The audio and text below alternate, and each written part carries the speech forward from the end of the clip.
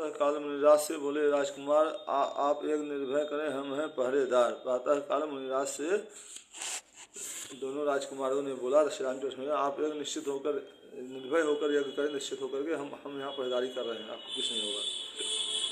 परम यज्ञ का होते ही असुरों का मंडल आ पहुँचा, शुभ काम में विघ्न डालने को वनमाशों का दल आ पहुँचा। यज्ञ का प्रारंभ होते ही असुर जो है दानवों का दल झुंड का झुंड बना कर चले आए। शुभ काम में विघ्न डालने के लिए बदमाशों का दल आ पहुँचा है। रघुवंशी राजकुमारों ने आगे बढ़ सबको ललकारा। रघुवंशी राजकुमार श्री रामचंद्र जी लक्ष्मण ने आगे बढ़ करके सबको ललकारा। हाथों में लेकर धनुष बाण पल भर में खलदल संहारा। और हाथों में धनुष बाण लेकर के पल भर में खलदल राक्षसों का जो दल आया था यज्ञ ध्वंस करने के लिए, उन लोग का संहार कर दिया। हाथों में लेकर धनुष बाण पल भर में खलदल संहारा। धर्म स्थापना करेंगे ऐसा विश्वास न क्यों कर हो, जब दोनों विजयी सिंहों का यह अवसर पहला अवसर हो। धर्म स्थापना ये करेंगे ऐसा विश्वास क्यों न हो, जब दोनों विजयी सिंहों का ये पहला अवसर है धर्म की स्थापना के लिए। भूना सुबाहु रजनीचर को एक अग्निपाड़ जला करके मारीच नीच को उड़ा दिया 100 योजन पार समुंदर के। और एक बाण से जो है रजनीचर सुबाहु पूरा जल गया अग्निबाण चला करके अग्निबाण से।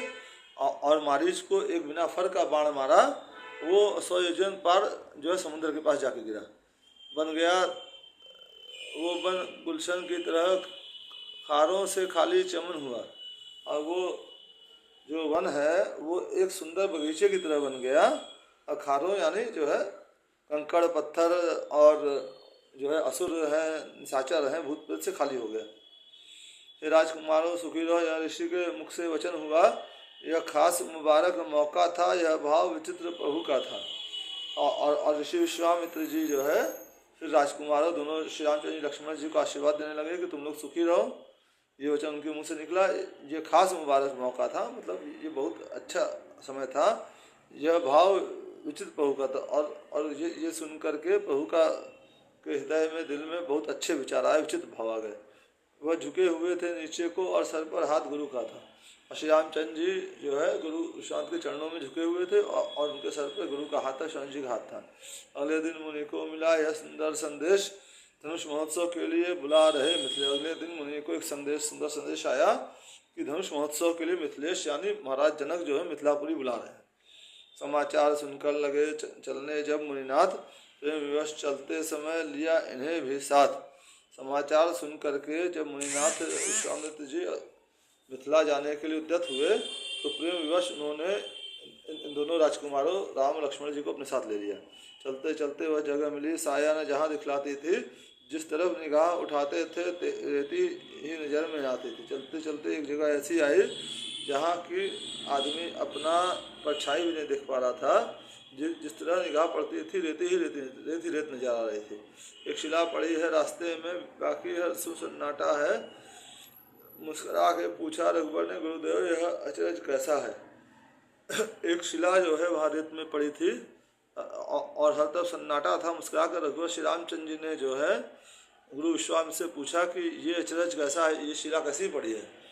रघुनंदन की बात सुन भेसे विश्वामित्र, सुना दिया उस शिला का सब वृत्तांत विचित्र। रघुनंदन की श्री रामचंद्र जी की बात सुन करके विश्वामित्र जी थोड़ा सा हंसे और फिर जो उस शिला का सारा वृत्तांत उन्होंने कहानी बता दी। बोले यह गौतम पत्नी थी, पर अब तो शिला सुता है। बोले यह गौतम पत्नी पर अब तो शिला शाप की है, सबसे उपराम हुई यह अब आशा केवल आपकी है। बोले ये गौतम की पत्नी थी, लेकिन इस समय मैं शाप से गौतम ऋषि के शाप से शिला बन गई है और ये अब केवल आप ही की आशा है कि आप इसको जीवन दे सकते हैं। इस शाप प्रपीड़ित पृथ्वी को चरणों की रज का चूर्ण दो, यह प्रतिता है पावन पद को, जीवन मृत्यु को संजीवन दो। ये शाप से पीड़ित है जो पथरी है, ये ऋषि पत्नी थी, औरत थी जो कि शाप से पत्थर बन गई। इसको अपनी जो है चरणों की रज दीजिए। ये पतिता है पावन पद दो, ये पतित हो गई है, इसको आप पावन पद दीजिए, जीवन मृत्यु को संजीवन दो और इसको संजीवनी दीजिए।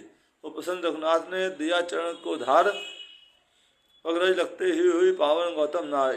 प्रसन्न होकर श्री रामचंद्र जी ने अपने चरणों की धूल जो है उस पर डाली और जो शिला पर, और श्री रामचंद्र जी के पग की रज लगते ही वो जो है गौतम नार वापस सजीव हो गई। तो उस संकट से मुझको छुड़ाया, जय हो जय हो जय हो जय हो, हे प्रभु आपने संकट से मुझको छुड़ाया, आपकी जय हो जय हो जय हो। मैं बड़भागिन पाई दर्शन, ऋषि को शाप, मैं बड़भागी हूँ, मैंने आपका दर्शन पाया है और ऋषि का शाप आज पूर्ण हो गया। धन्य हो मुझे अपना दर्शन दिखलाया। धन्य हो, मैं धन्य हूँ, मैं धन्य हूँ जो आपने मुझे अपना दर्शन दिया। तो मेरे पति गौतम ऋषि ने मुझे शाप नहीं, एक वरदान दिया था, आपके हाथों से मेरी मुक्ति होनी थी। जय श्री राम, जय हनुमान, जय माता जानकी, महादेव महादेव महादेव।